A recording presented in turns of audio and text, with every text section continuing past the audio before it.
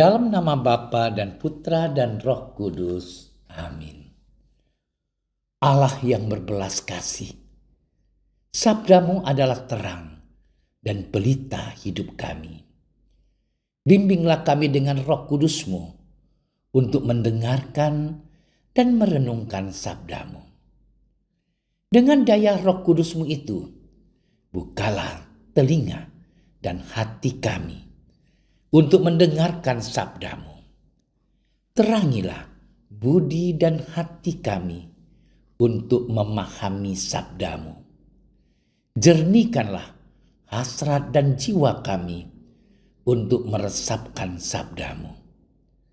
Doronglah kehendak dan tekad kami untuk mengamalkan sabdamu dalam hidup dan perutusan kami sehari-hari. Amin.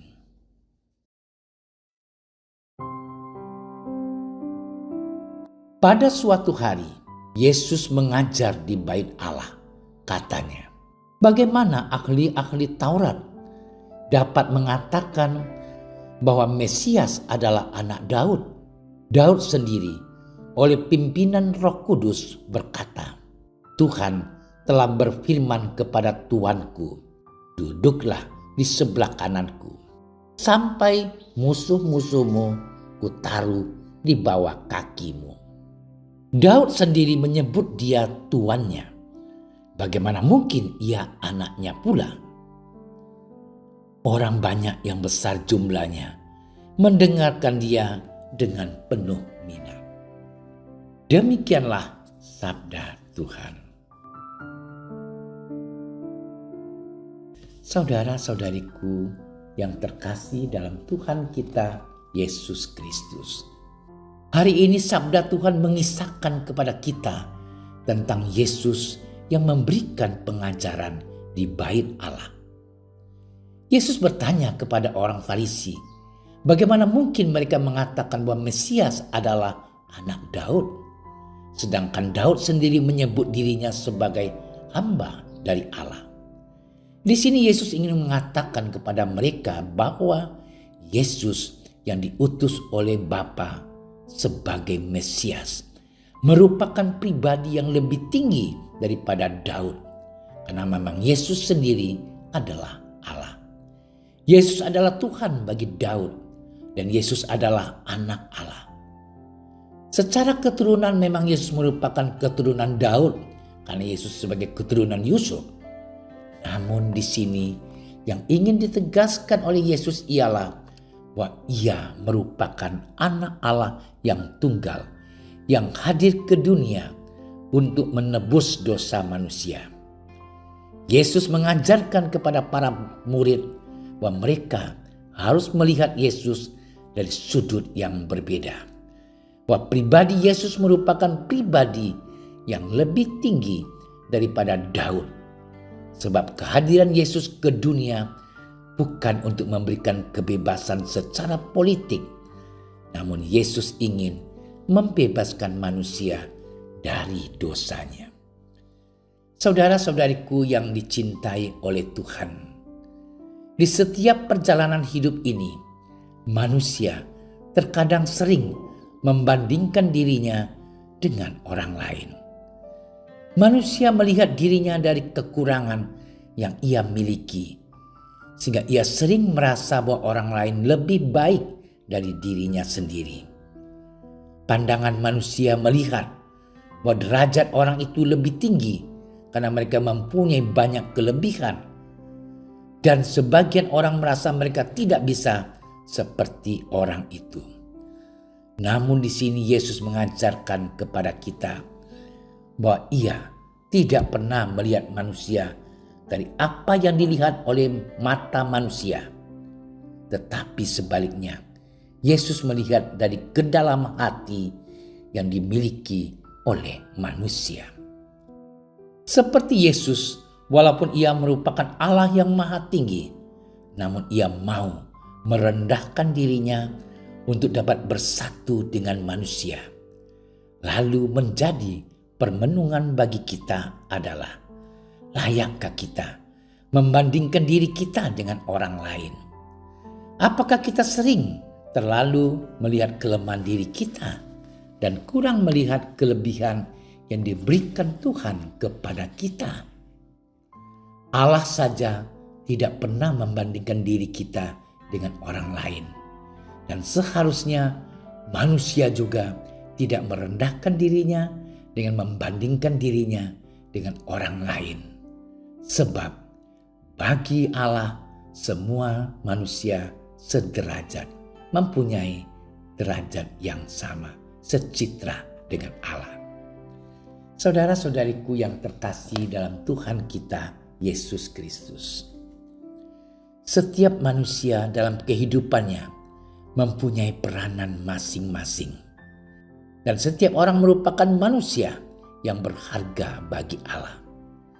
Meskipun Yesus merupakan Allah yang maha tinggi, namun Ia mau hadir bagi kita sebagai Mesias untuk menyelamatkan kita dari dosa dan kematian dengan merendahkan dirinya menjadi manusia. Inilah yang ingin ditegaskan oleh Yesus lewat sabdanya, bahwa Yesus tidak pernah melihat seseorang dari hubungan yang dimiliki dengan orang lain atau dari kelebihan yang dimilikinya.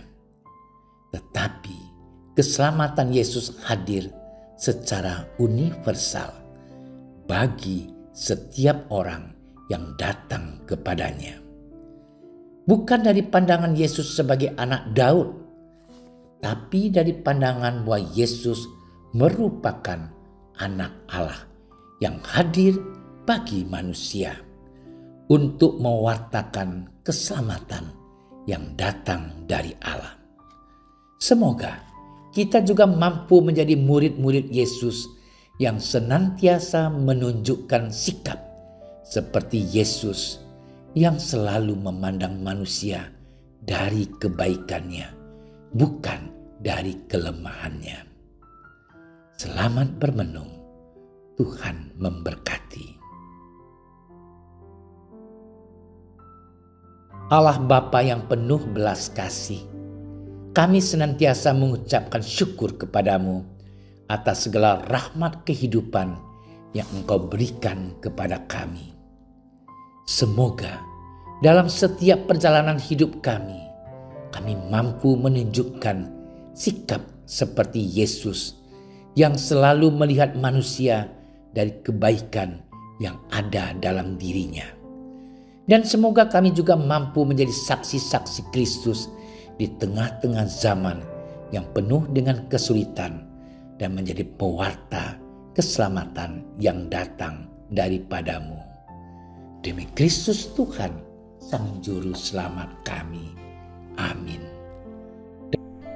Kami berdiri di hadapan-Mu, ya Roh Kudus, pada saat kami berkumpul di dalam nama-Mu. Bersama-Mu sendiri yang membimbing kami, membuat diri-Mu nyaman berdiam di hati kami. Ajarilah kami jalan yang harus kami tempuh dan bagaimana kami harus mengikuti jalan itu. Kami lemah dan berdosa. Jangan biarkan kami mendukung kekacauan. Jangan biarkan kebodohan menuntun kami ke jalan yang salah. Jangan pula keberpihakan mempengaruhi tindakan-tindakan kami.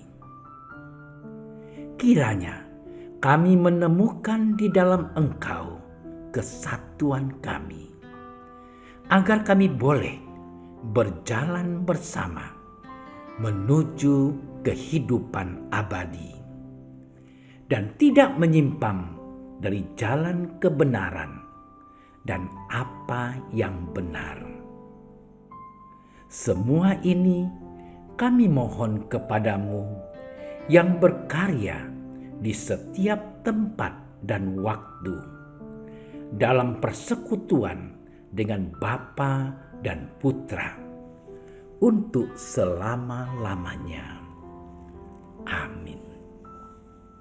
Bapa kami yang ada di surga, dimuliakanlah nama-Mu. Datanglah kerajaan-Mu.